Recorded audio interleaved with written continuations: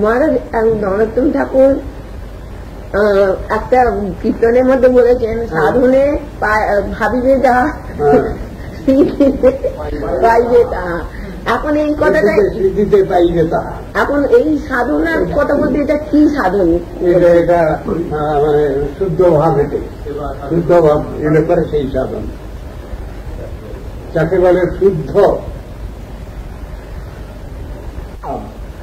শুদ্ধ ভক্তি, শুদ্ধ ভাব।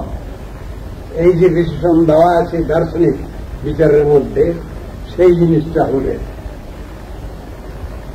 সেই জিনিসটা যদি হয় তাহলে সিদ্ধিতে নিশ্চিত পাওয়া যায় ওটা। আর সাধন যদি নেকি হয়, প্রতিচাইন্ডি হয়, তাহলে হলো না। মানে যদি রিয়েলাইজেশন হয়নি, আসেনি, তত্ত্ববস্তু বিষয়ে বাস্তব অভিজ্ঞান লাভ হয়নি, সেই অবস্থা যদি হয়, সেই সময় যদি আমি যা ভাবি সিদ্ধাবস্থা তাই হবে, তাই পাবো আমি। Is it possible? কখনই না।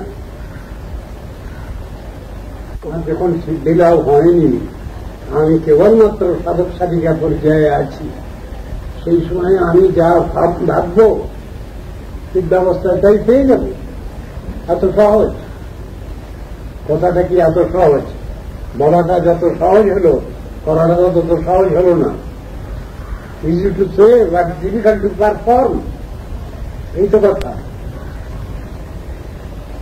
তথাপি তো যখন ভজন করতে আমাদের জীবনে একটা এম এন্ড অবজেক্ট থাকবে। তথাপি কি রাখবো? একটা এম এন্ড হাই অ্যাম্বিশন থাকবে। হ্যাঁ, সেইটা তো থাকা উচিত না কি না? হাই অ্যাম্বিশন থাকবে, plain living and high thinking, এই কথা তো আছে। একটা ছেলে বা একটা মেয়ে, তার ভিতরে থাকবে আইডিয়া আমি পোস্ট গ্রাজুয়েট হব, এই চিন্তা ভাবনা তার ভিতরে যদি থাকে, তাহলে রোগড়ে মোগড়ে সে গ্রাজুয়েশন করতে পারবে। আর যদি আমার চাহিদাই যদি না থাকে, ডিমান্ড যদি না থাকে, ইচ্ছা যদি না থাকে, নিষ্ঠা যদি না থাকে, তাহলে কি করে পাবো?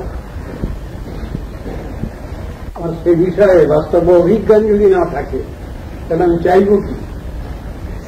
ভালো মন্দের বিচার আমাকে কনক্রিটলি বুঝতে হবে, কোনটা কতটুকু ভালো, কোনটা কতটুকু খারাপ। এর ব্যাখ্যা গুড, বেটার, বেস্ট, এই তিনটেকে নিয়ে ভালো চিন্তা। আবার খারাপ চিন্তা যেটা, তার মধ্যেও ডিভিশন আছে, ব্যাড, ইভিল, ওয়ার্স, ওয়ার্স, এটাও আছে। আর সম্বন্ধে যদি আমার কোনো বাস্তব ধারণা না থাকে, তাহলে আমি ছাড়তে পারবো না ওটা। খারাপটাকে ছাড়ার কথা বলছেন শাস্ত্র, ভাগবত বলছেন, আর ভালোটাকে চেরিশ করতে বলছেন, হৃদয়ে ধারণ করতে বলছেন। তা খারাপটা যদি কি, এ সম্বন্ধে যদি কোনো আমার বাস্তব অভিজ্ঞান না থাকে, কংক্রিট আইডিয়া না থাকে, তাহলে আমি ছাড়বো কি করে ওটা? আবার ভালোর সম্বন্ধেও যদি আমার কংক্রিট আইডিয়া না থাকে, তাহলে ভালোটা আমি গ্রহণ করব কি করে? দুই আমাকে শিখতে হবে, দুটোই আমাকে জানতে হবে, পাশাপাশি রেখে তুলনামূলক আলোচনা, কম্পারেটিভ স্টাডি, এই তো কথাটা। ভালো মন্দ সম্বন্ধে কংক্রিট আইডিয়া আমার থাকা চাই। কংক্রিট আইডিয়া কাকে বলছেন? শাস্ত্রানুসারে, তত্ত্ব সিদ্ধান্ত অনুসারে, আমার ইচ্ছা অনুসারে না, বা আমার মতো আর পাঁচজনের ইচ্ছা অনুসারে নয়। সেই থিওরি এবার লাস্টিং আনচেঞ্জেবল। সেই থিওরি মানে শাস্ত্র। শাস্ত্র মানে ভগবানের মুখের বাণী, সাক্ষাৎ উপদেশ, নির্দেশ, শিক্ষা, সাক্ষাৎ শাসন বাণী, প্রত্যেকে হচ্ছে শাস্ত্র শব্দ। যত শ্রম প্রত্যয় করে শাস্ত্রশব্দ নিষ্পন্ন হয়েছে, মানে শাসন মানি। আমরা এই জগতে যারা আছি সাধারণ লেনদেন, এরা সবই সেই উপরওয়ালা সুপ্রিম অথরিটির সন্তান। সুপ্রিম অথরিটি তিনি আমাদের পুরস্কৃত করেন ভালোটা দেখলে, আর খারাপটা দেখলে আমাদের তিরস্কার করেন। সুতরাং আমরা পুরস্কার তিরস্কার দুটিই পাওয়ার যোগ্য। গার্জিয়ানশিপের ভিতরে এটা আছে। ছেলে মেয়েরা ভালো কিছু করছে দেখলে তাদের উৎসাহ দেন, বেশ বেশ তুমি করছো ভালো, বেশ তুমি আরো 5 জনকে শিখাও। খারাপটা দেখলে বলেন না না না, এগুলো খবরদার, থেকে দূরে থাকবে, তোমার কোনো উন্নতি হবে না সাধন ক্ষেত্রে, বাদ দিতে হবে এইগুলো। নীতিশাস্ত্রে বলা আছে বাচ্চা বয়সে, যেগুলো আমরা পড়েছি, ইয়তেগি মতিস্তাত হিনৈঃসহ সমাগমাৎ সমৈষ্ঠ সমতামেতি বিশিষ্টেষ্ট বিশিষ্টতম। এই শ্লোকটা অনেকেরই জানা আছে। তাত সমাগমাৎ মতিহি ইয়তে,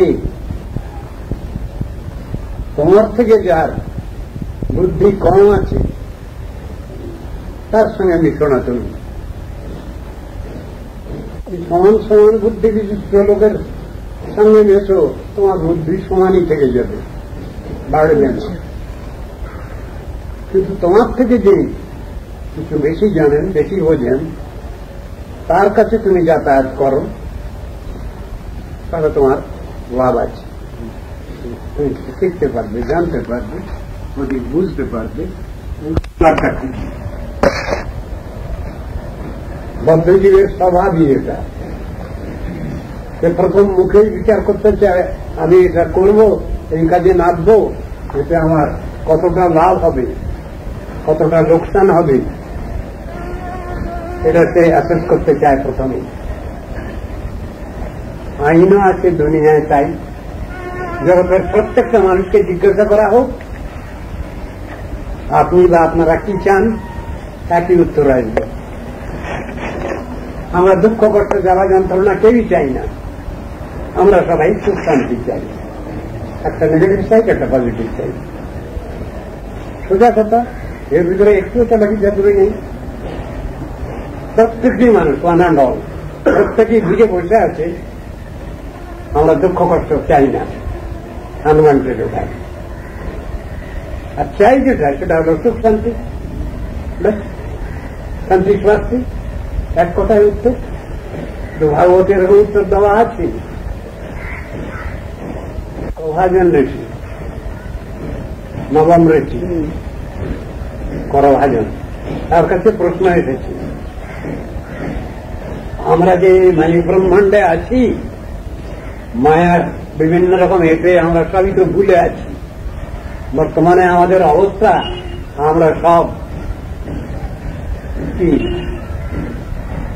সাজা পাওয়া ব্যক্তি সব বসে আছি। যারাই এই জগতে, এই দুনিয়ায় আমরা এসেছি, সবই সাজা পাওয়া লোক। সব সাজা পাওয়া লোকদের তবে আর কি কথা আছে, সাজা মেনে নিতেই হবে। সেখানে গিয়েও যদি কন্ডাক্টটা আমাদের ভালো দেখাতে পারি, তাহলে কিছু রিলিজ আছে, অল্প সময় কিছু যে টাইমটা আছে সেই টাইমটা থেকে কমে যেতে পারে। আইনে আছে যদি সেখানে ভালোভাবে চলতে পারি আমরা, পানিশমেন্টটা কম হয়ে যাবে। এটা কে না চায়? বুদ্ধিমান বুদ্ধিমতী নিশ্চয়ই চাইবেন এটা। সেখানে যদি আমি কন্ডাক্ট ভালো দেখাতে পারি তাহলে আমার অনেক কল্যাণ। এই জন্য বলছেন, ভুল যদি করেই ফেলেছি, ভুল যদি হয়েই গেছে, তাহলে তার একটা ব্যবস্থা নিতেই হবে। ব্যবস্থা না নিয়ে চুপ করে বসে থাকবো কেন? চুপ করে বসে থাকা তো বোকান খালি। ব্যবস্থা নিতে হবে, ব্যবস্থা নেব, ব্যবস্থা দেওয়া আছে।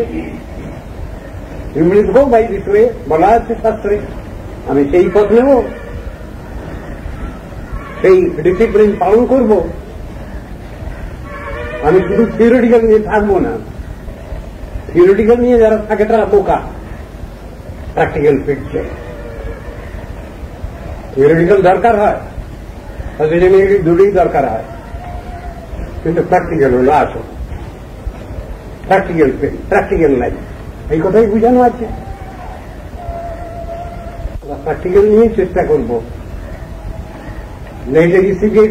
মুখস্থ করলাম হবে না তো, রৈখিক ক্ষেত্র দিয়ে সেখানে একটা মাপ যোগ করে সেখানে আমাকে বুঝিয়ে দিতে হবে।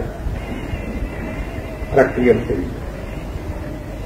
সব প্রমাণ হয়ে গেল, but by hypothesis it is not বলা। ওর পরেও আবার সমালোচনা আছে, but by hypothesis it is not. দুরকম আছে, পজিটিভ নেগেটিভ সাইডে দুদিকেই ব্যাখ্যা আছে। এই দুটোই আমি জেনে রাখবো। কেবল একদিক জেনে রাখলে আমার হবে না, জানাশোনা হবে না, অসম্পূর্ণ থাকবে, জ্ঞানভাণ্ডার খালি থাকবে, অসম্পূর্ণ থাকবে।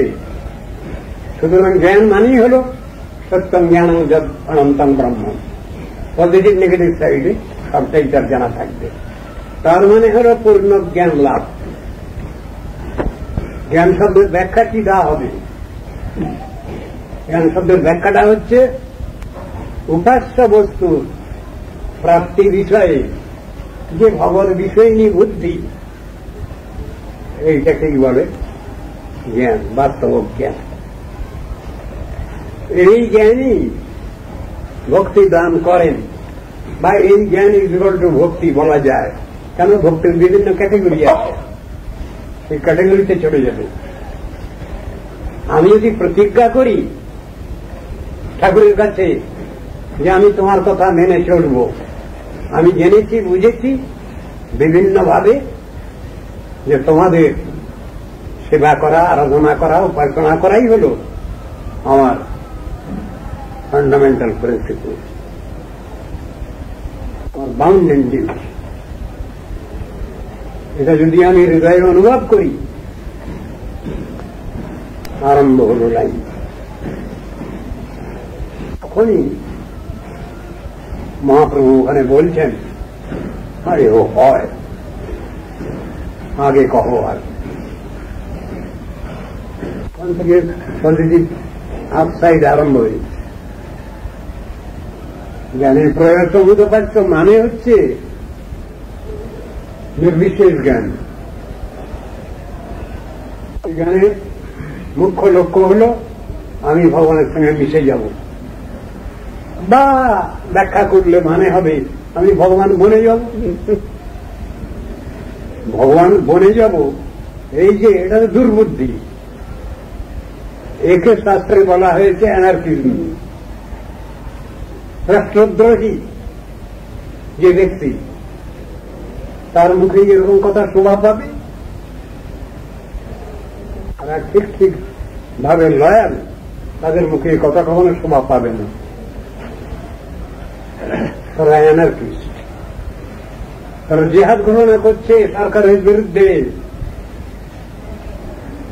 সরকারের সিংহ গন্ডগোল করবে। সরকার যদি পার্সনিফাইড, তাহলে সরকারের বিরুদ্ধে জিহাদ ঘোষণা করছে। এই টাইপের মানুষ। সরকার হলেন সুপ্রিম অথরিটি, আমি ভগবান বলে যাব, বাবা কত বড় চ্যালেঞ্জ। হবে না কোনদিন, হতে পারে না কোনদিন, সঙ্গে সঙ্গে অ্যারেস্টেড হয়ে যাবে এমন লোক।